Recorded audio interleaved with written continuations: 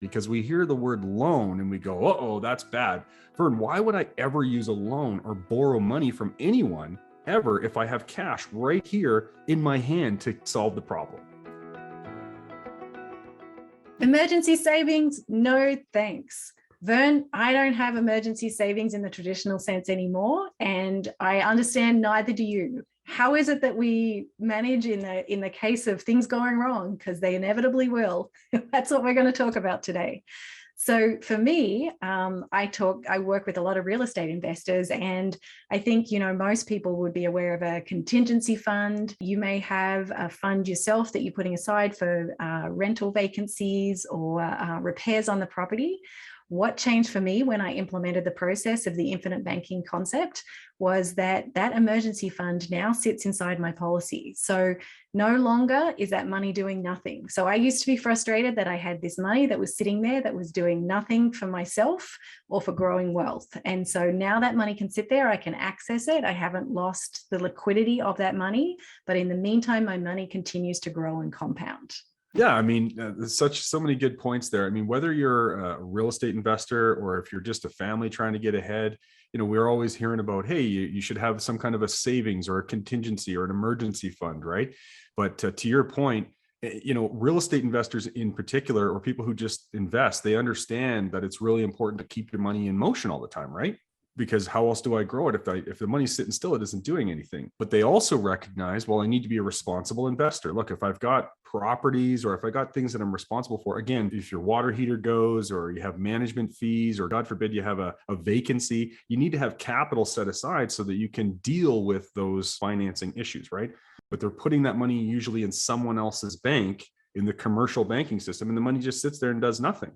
Well, let's take the investor out of it for a second. Well, if you're a family, if you have, you have expenses that you have to match every month, maybe you have payments, you have a mortgage, you have property taxes, maybe you like to pay your insurance premiums and different things on an annual basis. Well, if that's you, you're piling up money, you're saving it, and you're storing it in someone else's bank, and it just sits there. But that's not what you and I are talking about, is it, Liz? We have an alternative way that can help you keep your money growing while maintaining access to the money. Is that right, Liz? That's right. And it's storing it in a dividend paying whole life insurance contract so that your money continues to grow. And you also have the ability to use the insurance company's money when you need liquidity to go and meet those emergencies or the objectives that Vern talked about. So works really, really well for families, especially, annual expenses, even as Vern described, that you're saving up for. You can then still go and use that money when you need it to pay off those annual expenses and then pay money back into your system. So your money's continuing to grow while you're still meeting your objectives, and you're not changing your cash flow. What you're changing is the way that you're getting the benefit and the ongoing growth of that money. This is a conversation that I literally have with my clients, because I can't remember if you mentioned the word policy loan or not. What we're doing is we're storing money into our banking system, our permanent participating whole life policy contract.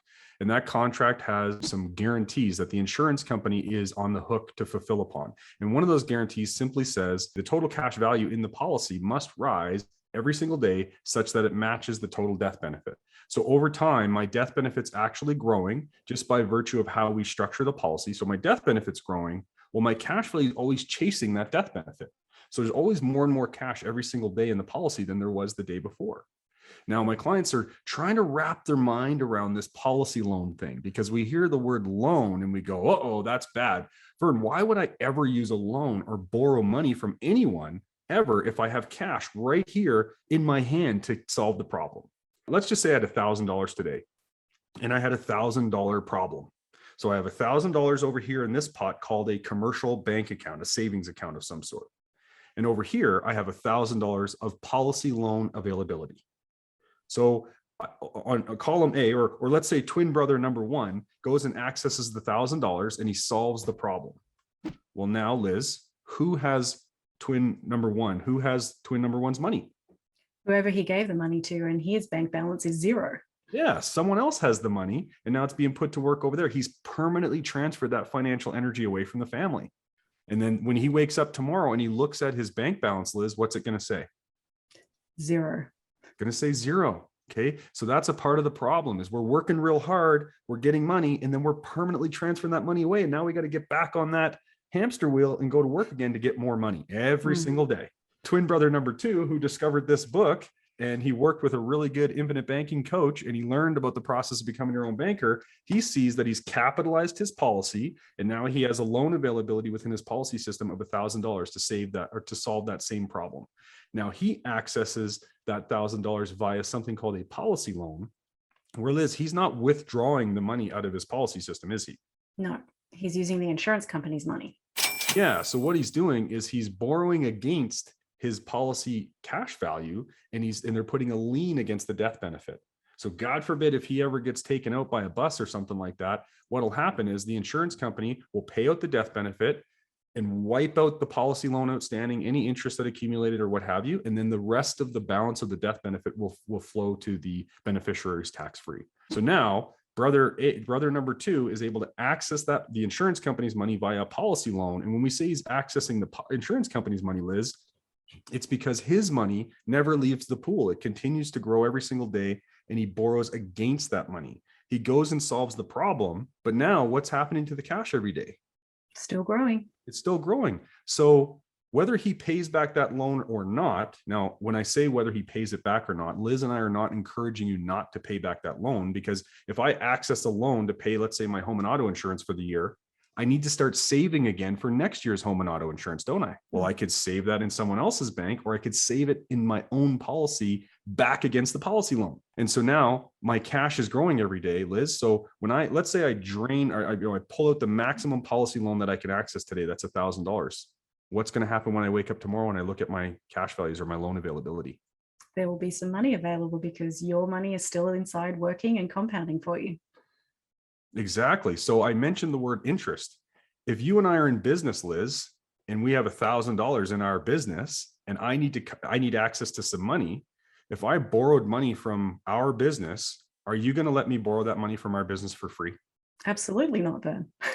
No, because if I borrow it out of the business, it's no longer working in the business to grow the pool in the business, right? So I need to pay that money back with interest.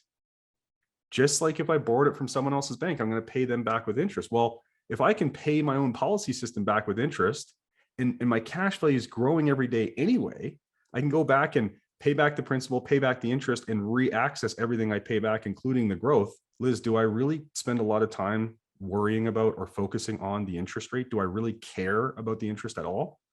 No, not at all, especially as your growth continues to be significant, and you're not interrupting that compounding. So you're continuing to get the benefit of that money. Whereas twin A was losing money and having to work harder and effectively having to make payments back into somebody else's system. So either way, both twins are making payments. It's just, where is that money flowing to? Is it flowing back into somebody else's system, or is it flowing back into a system where you're getting the ongoing benefit of it?